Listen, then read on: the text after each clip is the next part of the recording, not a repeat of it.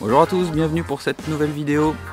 Aujourd'hui je vous montre comment on va installer, je dis on puisque j'ai de l'aide aujourd'hui, mes fenêtres triple vitrage dites passives. J'expliquerai en fin de vidéo les caractéristiques techniques de ces fenêtres, pourquoi elles sont passives, pourquoi j'ai choisi celle-ci.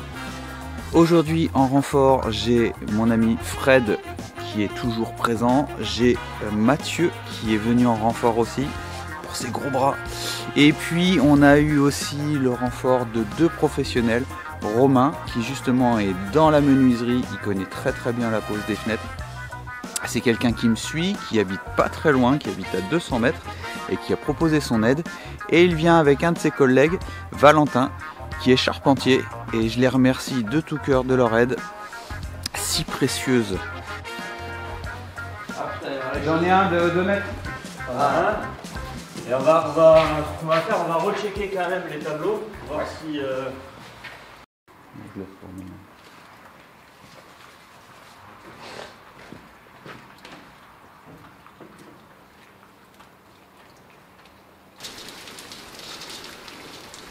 Ok. Et puis on va regarder la tapée.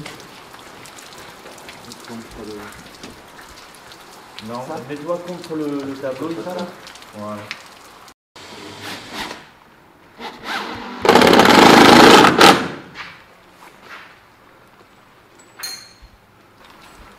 Donc le fabricant préconise d'en mettre une à 10 au bord, 10 à bord en bas, et après c'est tous les 80. Mais bon, là comme on est sur une énorme ouverture, eh bien, on va pas lésiner.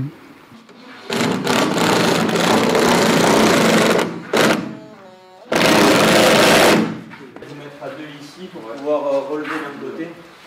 On va juste la traîner, il suffit pas trop de la lever, ni. Voilà.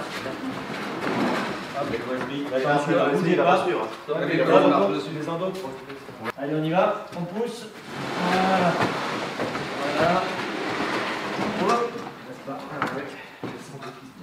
Allez, on va continuer à pousser un peu, on essaie de se l'aligner au tableau. Hop. Ouais.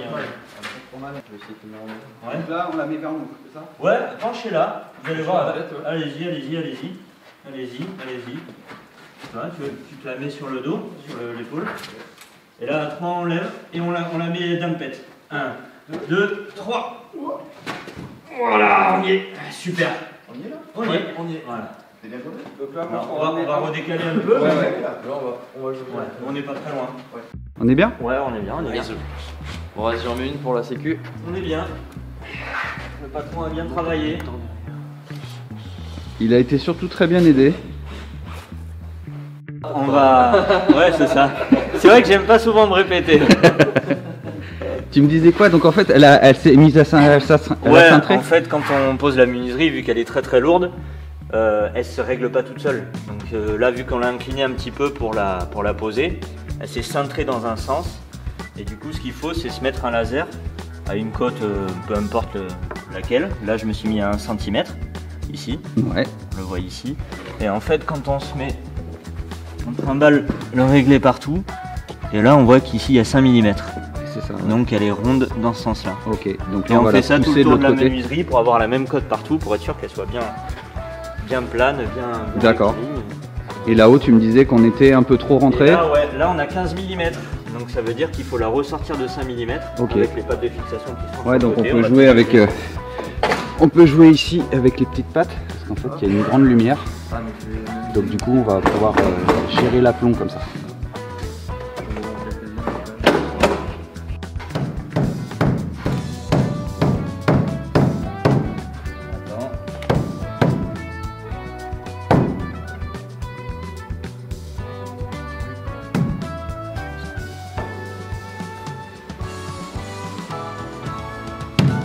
Tu la vois bouger? Ouais, elle bouge.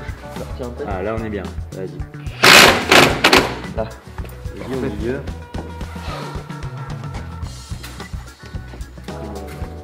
Vas-y, tu peux y aller. Ouais.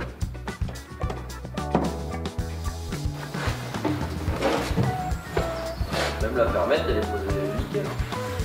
oui, anti-plomb, anti-aplomb, la totale. Des vrais professionnels, hein. Et après, on va pouvoir faire une équipe qui tourne à fixer toutes les équerres et une petite équipe de pause et pour bien. Objectif tout posé. Voilà, exactement. 1, 2, 3. On y est. Voilà, super. On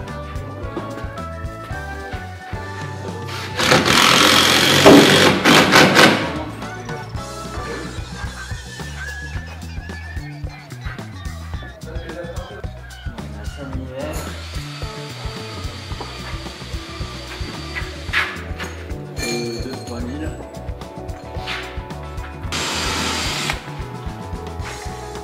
Tu vois, je viens de passer ici. Après, on met la petite équerre, les petites vis peinture qui vont bien. Comme je disais tout à l'heure avec l'équerre, l'équerre elle est ajourée, comme ça on peut avoir la latitude pour avoir l'aplomb.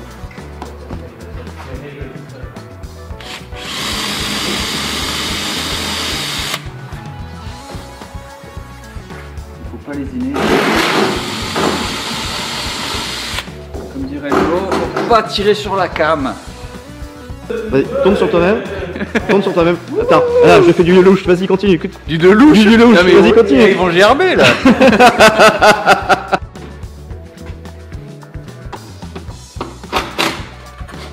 On en apprend des choses, mon Fredo. J'avais déjà eu un avant. C'est un métier. Alors, quitte à avoir des fenêtres d'enfer, autant avoir un poseur d'enfer. Hein, Romain? Il va pas oser le dire, voilà. Ah, c'est timide. Je suis timide. Voilà, comme je disais, ça c'est les vis Simpson qui viennent plaquer, que j'ai utilisé pour faire réunir deux montants d'ossature. Ça c'est de la vis peinture et on voit que l'équerre là, elle a le petit ajour là. Comme ça je peux régler comme il faut. Pas de compribande. Ici j'ai de la fibre de bois. Je vais rajouter ensuite du Sika à l'extérieur, enfin à l'intérieur et à l'extérieur, mais pas de compribande. Il n'y a pas besoin puisque j'ai la fibre de bois qui est ici. De toute façon, Menuiserie André préconise pas du tout de mettre du compribande. Là, on va installer la fenêtre panoramique, ici. C'est bon, on y va 3, 1, 2, 3. Moi j'y suis. C'est bon. Allez-y, on pose.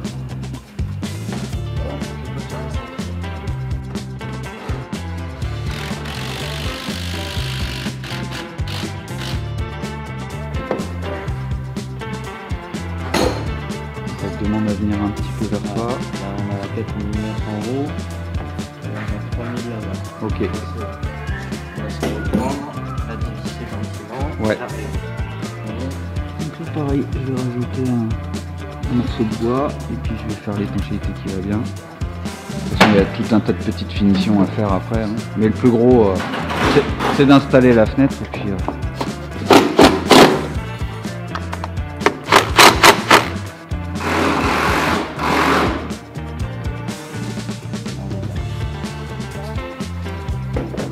Tu fais un peu Kersozon là. Ah, ça va. Pêcheur de moules.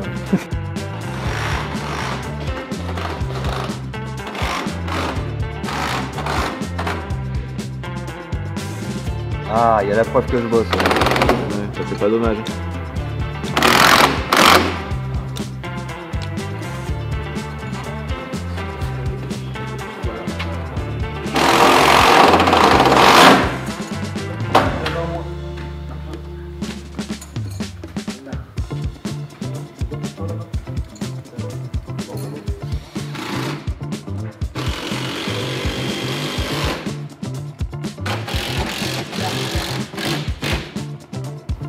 Vas-y, lâche.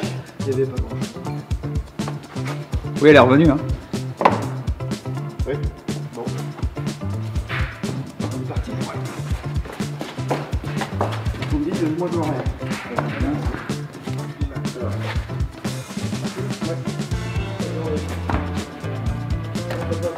Faut pas aller plus là.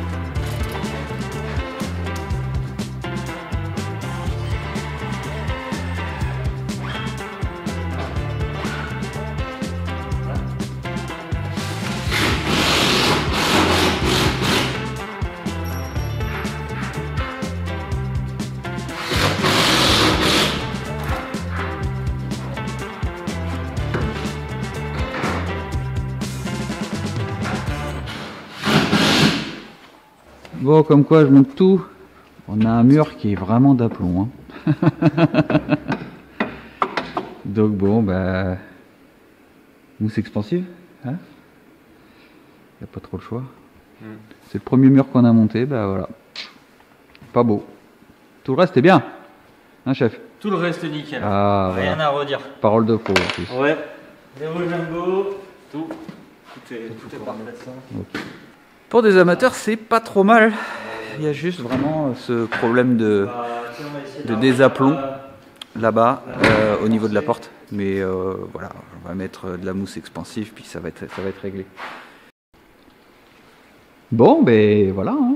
Comme vous avez pu voir, on a très bien avancé ce matin. Alors tout est posé, il reste encore à régler cette porte-là, celle-là, celle-là. Et puis ben, celle-là, moi, en fait, tout ce qui sera finition, je viendrai le faire. C'est-à-dire que sur la partie haute, il va falloir que je mette les équerres. Ici, là, je sais pas s'il y a besoin, mais j'en mettrai une quand même. J'en mettrai une là, une là, une là. Enfin, je vais en mettre partout, sauf là, il n'y a pas besoin. Du coup, ce qu'il va falloir que je fasse, parce que si je mets les équerres, elles seront tenues que dans l'OSB, donc c'est trop fin. Je vais rajouter un montant, une partie de bois assez épaisse, et puis du coup, je pourrais faire tenir les équerres comme il faut. Je viendrai larder sur les côtés pour que tout ça, ça tienne très bien. Mais après, bon, il y a des équerres sur les côtés, ça bougera pas. Ici, on voit qu'il y a de la laine de bois, ça sert d'isolant, donc du coup, je n'ai absolument pas besoin de mettre du compribande. D'ailleurs, la menuiserie André me l'a déconseillé. Donc ça ne s'applique pas pour ces fenêtres-là. Ce que je mettrai, ce sera du griffon ou du Sika pour étanchéifier ici. J'en mettrai à l'intérieur. Ici, je vais bien tout mastiquer comme il faut. Et puis après, la terrasse, elle va venir jusqu'ici. Donc ici, après, je viendrai mettre le tableau. Le tableau, il va arriver ici. Il va venir à ras ici. Donc il y aura un vide d'air ici. Mais je vais mettre de la laine de bois tout le long. Ici, je m'arrêterai et je mettrai le rail pour les volets roulants.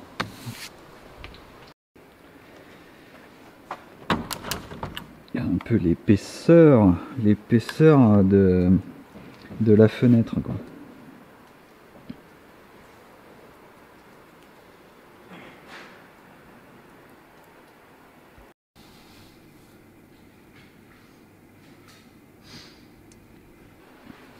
Celle-là, c'est une fixe. J'ai absolument pas besoin qu'elle s'ouvre au niveau de la fenêtre de la cuisine. Donc c'est une fenêtre qu'on dit panoramique. Et là, on a des vitres sécurites anti-infraction polies, comme ça on voit pas à l'intérieur. Et puis ça laisse suffisamment de lumière passer, de luminosité. Ici c'est pareil. C'est un verre sécurite. Je crois qu'il est même en plus, il est renforcé. Ça m'évite complètement de mettre un grillage derrière.